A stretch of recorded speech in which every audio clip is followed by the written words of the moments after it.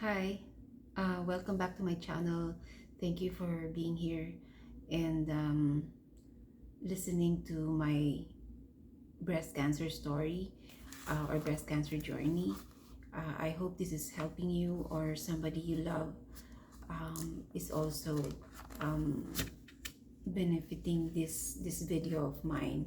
So today I'd like to share my thought process of whether to have my breast reconstructed eventually after all my treatments.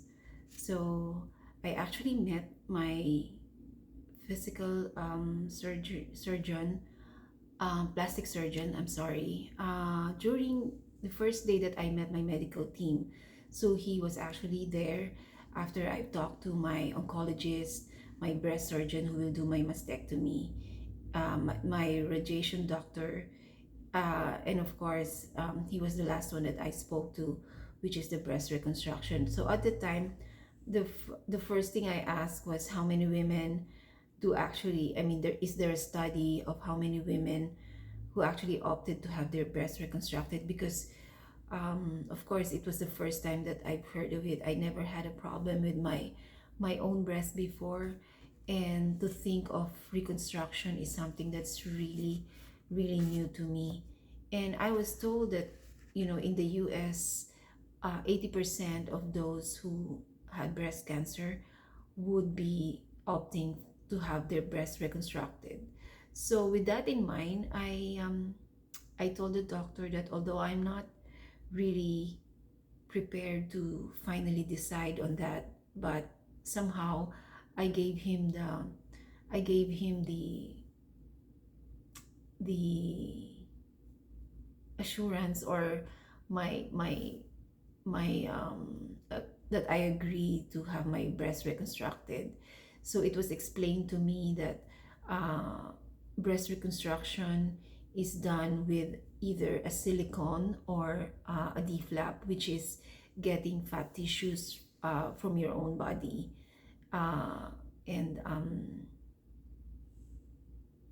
so that was the first encounter that I had with him. So the next time that I met him was actually after my chemotherapy, uh, wherein he further explained to me the difference of the two choices of how breast reconstructions are being made. So um, like any choices that we make, we try to look at the advantages and disadvantages.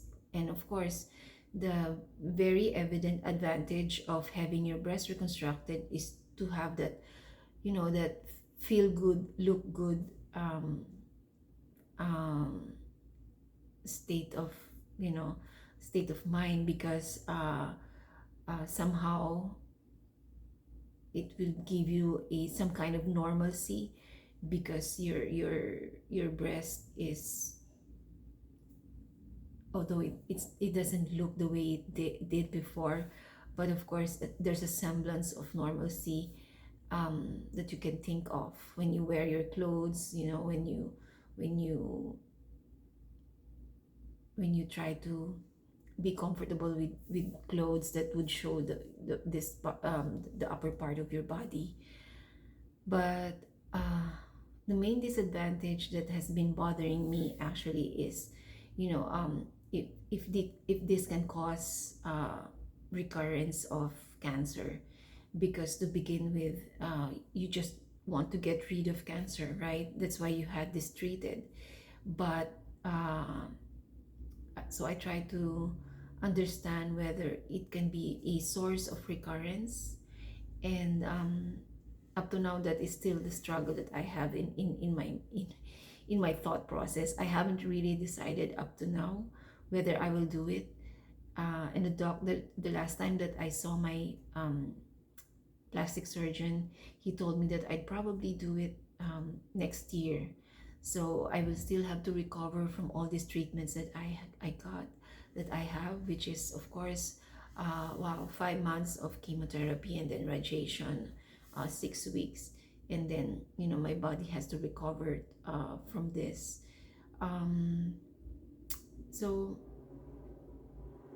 I never realized that when I opted to have uh, the breast reconstruction, then the doctor will have to put an expander inside my breast, under the skin, of course, when they totally removed everything on my left breast, so that it will give a space for them to have that reconstruction eventually.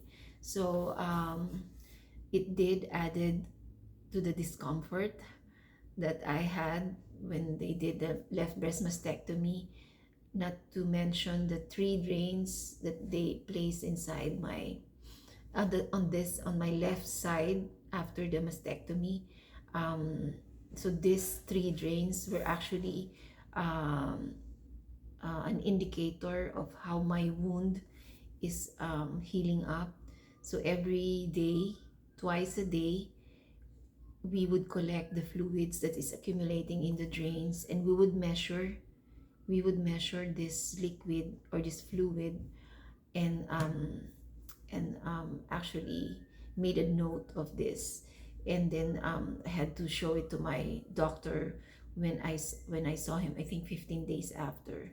So it was removed eventually, the drains, but of course the expander is like a very heavy thing in my breast, inside my breast, which is very uncomfortable when you're sleeping, or when you're lying down, on your back or on your side. You can't really be comfortable sleeping with it because it's like a heavy thing, uh, that is inside your breast. So of course it's very uncomfortable, and sometimes I have this fear that it's actually hurting my breast.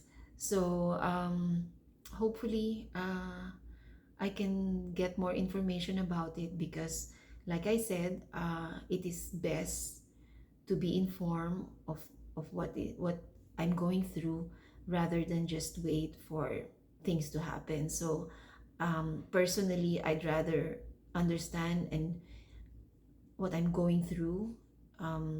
Although of course I do not intend to be like the expert on this, but somehow uh, just have enough understanding. I still value so much what my doctor says, and every time I will see my medical team, be it my oncologist, my radiation doctor, or my plastic surgeon, I would have a set of questions that I have prepared for them to answer, even though I have already Googled it. Thanks to Google, because we can actually, but of course, there is still some informations which out there which are not reliable, so that the best source of information is still from our doctor. So thank you for listening, and hopefully this helps, and hopefully I can also eventually decide whether I will do my breast reconstruction or not. Thank you for listening, and see you again next on my video.